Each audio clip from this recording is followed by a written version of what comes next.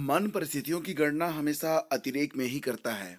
जब ये बुराई के बारे में कल्पना करता है तो कुछ ऐसे फैक्ट भी आपके सामने लाकर रख देता है जो कि वास्तविकता में कभी घटित होते ही नहीं हैं। आप अगर अपने पिछले 5 साल 10 साल को एक बार रिवाइंड कर सकें तो आप देखेंगे कि जिस भय से आप अत्यधिक भयभीत थे, वो घटनाएँ वास्तव में आपके जीवन में कभी हुई ही नहीं और कभी घटी ही नहीं। इसलिए फ्रेंड्स हमें हमेशा सकारात्मक रहना चाहिए। स्थितियाँ इतनी बुरी तो कभी भी नहीं हो सकती हैं जितनी हमारा मन कल्पना करके हमें बता सकता है। और सबसे अच्छी बात ये होगी कि हमारा आने वाला कल हमारे बीते हुए कल से बेहतर हो, इसकी उम्मीद रखें और इस पर अगर हम कार्य करें तो निश्चित रूप से ये कहा जा सकता है कि हमारा वर्तमान कल की अपेक्षा आज कहीं अधिक बेहतर है। तो फ्रेंड्स आज की तारीख है 11 फरवरी 2019, दिन है सोमवार का। तो चलिए शुरू करते हैं आज का मॉर्निंग न्यूज और चलते हैं सबसे पहले जिस खबर पर, वो खबर जुड़ी हुई है 69,000 शिक्षक भर्ती परीक्षा से। तो जैसा कि आपको पता है कि इस परीक्षा के बारे में जो कट ऑफ का मामला है, ये लखनऊ खंडपीठ के साथ साथ इलाहाबाद हाई कोर्ट में भी इसकी सुनवाई चल रही है। हालांकि इलाहाबाद हाई कोर्ट में अभी इसकी सुनवाई होने में काफ़ी वक्त है, लेकिन खंडपीठ में इसकी सुनवाई जो चल रही है वो आज 2:15 बजे से फिर से शुरू होगी। और इस पर अब याची पक्ष यानी कि शिक्षा मित्रों का पक्ष सुना जा रहा है, जहां पर वो अलग अलग तथ्यों के द्वारा ये व्याख्या करने की कोशिश कर रहे हैं कि कट ऑफ जो 60 और 65% लगाई गई है वो सही है या गलत है। इसका मतलब ये है कि सरकार चाहती है कि कट ऑफ बनी रहे, लेकिन शिक्षा मित्र चाहते हैं कि कट ऑफ हटाई जाए। फिलहाल अभी ये सुनवाई तब तक चलेगी जब तक कि इस पर कोई अंतिम निर्णय नहीं आता है।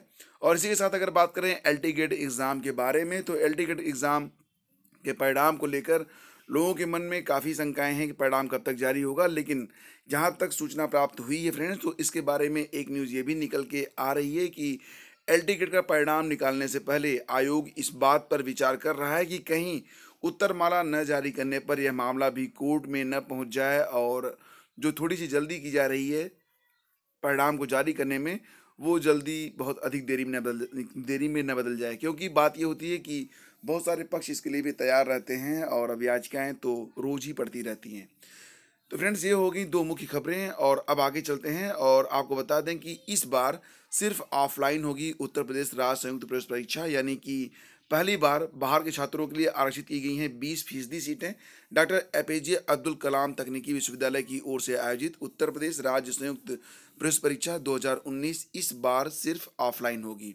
ग्रामीण क्षेत्रों में रहने वाले विद्यार्थियों को राहत देने के लिए फैसला किया गया है। डॉक्टर एपीजे अब्दुल कलाम तकनीकी विश्वविद्यालय के यूजी डीन व प्रवेश परीक्षा के समन्वयक प्रोफेसर विनीत कंसल ने रविवार को इंद्रप्रस्थ इंजीनियरिंग कॉलेज साहिबाबाद में यह जानकारी दी। उन्होंने बताया कि पहले ऑफलाइन व ऑनलाइन दोनों तरह की परीक्षाएं होती थी। विश्वविद्यालय को जानकारी मिली कि ग्रामीण क्षेत्रों के छात्रों को ऑनलाइन परीक्षा में दिक्कत होती है, इसलिए इस बार सिर्फ ऑफलाइन परीक्षा कराने का फैसला किया गया है। 23 जनवरी से ऑनलाइन फॉर्म इसके लिए भरे जा रहे हैं। 15 मार्च को शाम 5 बजे तक फॉर्म भरे जा सकते हैं। प्रवेश परीक्षा 21 अप्रैल को होगी। प्रदेश के अलावा देश के अन्य हिस्सों में परीक्षा केंद्र बनाए जाएंगे। मई के अंतिम सप्ताह में परिणाम आएगा। प्रोफेसर कंसल ने बताया कि प्रवेश लेने वाली 200 मेधावी छात्रों को विश्वविद्यालय की ओर से लैपटॉप भी दिया जाएगा। उत्तर प्रदेश के बाहर के छात्रों के लिए सभी पाठ्यक्रमों में 20% सीटें आरक्षित की जा रही हैं। उन्होंने बताया कि पाठ्यक्रम के समय पर पूरा कराने के लिए 17 जुलाई से कक्षाएं शुरू हो रही हैं। अंडर ग्रेजुएट में श्री वोकेशनल और बी प्लान और पोस्ट ग्रेजुएट में डबल डिग्री एमटेक कोर्स भी शुरू किया गया है। यूपीएसईई के जरिए MTech, MR, M pharma, MEd course में पहली बार राज्य प्रवेश परीक्षा के जरिए सरकारी व निजी कॉलेजों में प्रवेश की व्यवस्था शुरू की गई है। प्रोफेसर कंसल ने बताया कि रोजगार के अवसरों में बढ़ोतरी के लिए यूनिवर्सिटी इंडस्ट्री इंटरफेस सेल की भी स्थापना की गई है। यह सेल कॉलेज कैंपस में ही रोजगार उपलब्ध करा रहा है। छात्रों की उपस्थिति की निगरानी विश्वविद्यालय कर रहा है। और फ्रेंड्स अब आगे बढ़ते हैं, बात करते हैं राज्य बीएड प्रवेश परीक्षा के लिए आज से भरे फॉर्म। तो यहाँ पर पूरी जानकारी मैं आपको देने वाला हूँ, पूरा शेड्यूल क्या होने वाला है। आज से करें बीएड के लिए आवेदन। बीएड प्रवेश परीक्षा के लिए आवेदन प्रक्रिया आज यानी कि 11 फरवरी से शुरू होकर 11 मार्च तक चलेगी और प्रवेश परीक्षा फॉर्म यूनिवर्सिटी की वेबसाइट के साथ ही यूपी बीएड 2019 की वेबसाइट पर भी उपलब्ध रहेगी। प्रवेश परीक्षा शुल्क गत वर्ष के समान ही सामान्य और ओबीसी वर्ग के लिए 1500 रुपये, जबकि SC ST के लिए 50% हाफ यानी कि 750 रुपये रखा गया है। इस बार बीएड का प्रवेश परीक्षा कराने का जिम्मा रुहेलखंड यूनिवर्सिटी को मिला है। यूनिवर्सिटी प्रशासन ने आवेदन प्रक्रिया का ट्रायल पूरा कर लिया है। ऑनलाइन फॉर्म 11 फरवरी से 11 मार्च तक भरे जाएंगे। वहीं परीक्षा शुल्क जमा करने की अंतिम तिथि 13 मार्च रखी गई है।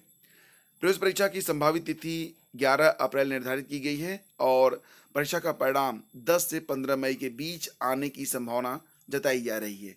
1 से 30 जून के बीच काउंसलिंग होगी।